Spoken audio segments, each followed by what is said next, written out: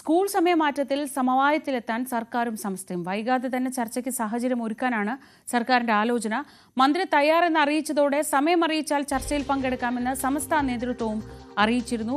MS Aneesh Kumar വിവരങ്ങളുമായി. അനീഷ്, ആദ്യഘട്ടത്തിൽ മസിലൊക്കെ പിടിച്ചെങ്കിലും സമസ്ത ഒരു പ്രത്യക്ഷ സമരത്തിലേക്ക് ഇറങ്ങുകയും സമസ്തയ്ക്കകത്ത് ഇതുമായി ബന്ധപ്പെട്ട് വലിയ പ്രശ്നങ്ങളൊന്നുമില്ല, അവരൊറ്റക്കെട്ടായി നിൽക്കും എന്നുകൂടി അറിഞ്ഞതോടെ ഇപ്പോൾ സർക്കാരാണ് അയന്നത്. ഈ ഇന്നലത്തെ ശിവൻകുട്ടിയുടെ പ്രസ്താവനയോടെ എങ്ങനെയാണ് സമസ്ത നേതൃത്വം പ്രതികരിക്കുന്നത്?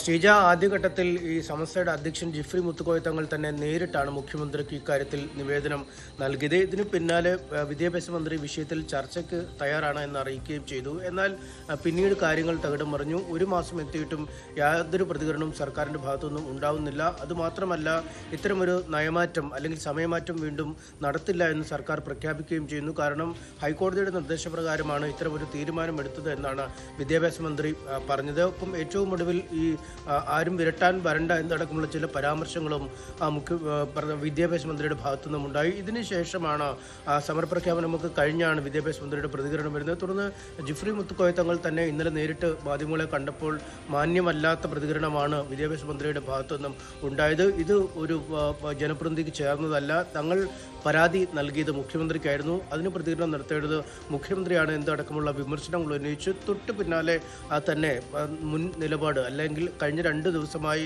ഇക്കാര്യത്തിൽ ഒരു കർശനമായ നിലപാട് സ്വീകരിച്ച വിദ്യാഭ്യാസ മന്ത്രി അയയുകയും ഈ കോടതി വിധിയുമായി ബന്ധപ്പെട്ട കാര്യമാണ് താൻ മാറ്റാൻ പറ്റില്ല എന്ന് പറഞ്ഞത്. ഒരു കടുത്ത നിലപാട് തനിക്കില്ല, താൻ മാന്യമല്ലാത്ത രീതിയിലല്ല സംസാരിച്ചത്, ആരുമായും ചർച്ചയ്ക്ക് തയ്യാറാണ്, സമസ്ത സമയം അറിയിച്ചാൽ സമസ്തയുമായി ചർച്ചയ്ക്ക് തനിക്ക് സന്നദ്ധതയേ ഉള്ളൂ എന്ന് അദ്ദേഹം വ്യക്തമാക്കുകയും ചെയ്തു.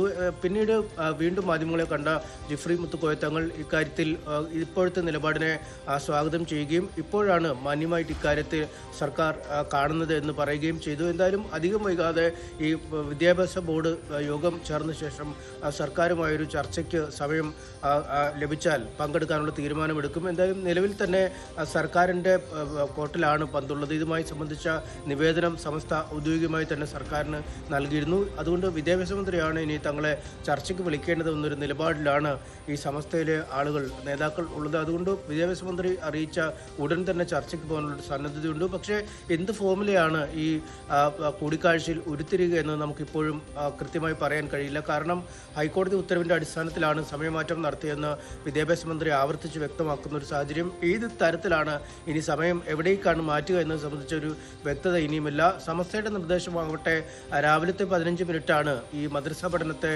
ദോഷകരമായി ബാധിക്കുന്നത്. അതുകൊണ്ട് ആ 15 മിനിറ്റ് ഒഴിവാക്കി വൈകുന്നേരത്തെ 4:15 ചേർത്താൽ 4:30 വരെ കുട്ടികൾക്ക് അധ്യയനം എന്ന തരത്തിലേക്ക് മാറ്റിയാൽ ഈ പ്രശ്നങ്ങൾ പരിഹരിക്കാൻ കഴിയും എന്നാണ് പറയുന്നത്. മറുവശത്ത് സർക്കാർ ആവട്ടെ പറയുന്നത് ഈ 5 മിനിറ്റ് വീതം 3 പീരീഡുകൾ, ഈ മദ്രസ പഠനത്തിൽ രാവിലെ ഉള്ളത് 3 പീരീഡുകളാണ്. ആ 3 പീരീഡുകളുടെ സമയദൈർഘ്യം 5 മിനിറ്റ് വീതം കുറച്ചാൽ 15 മിനിറ്റ് അവിടെ ലാഭിക്കാൻ കഴിയുമെന്നതാണ്.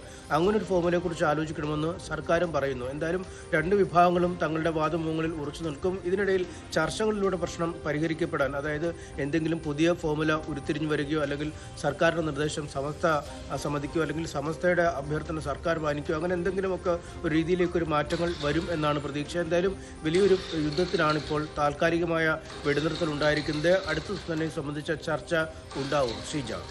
ശരി, MS അനീഷ് കുമാറാണ് വിവരങ്ങൾ നൽകിയത്.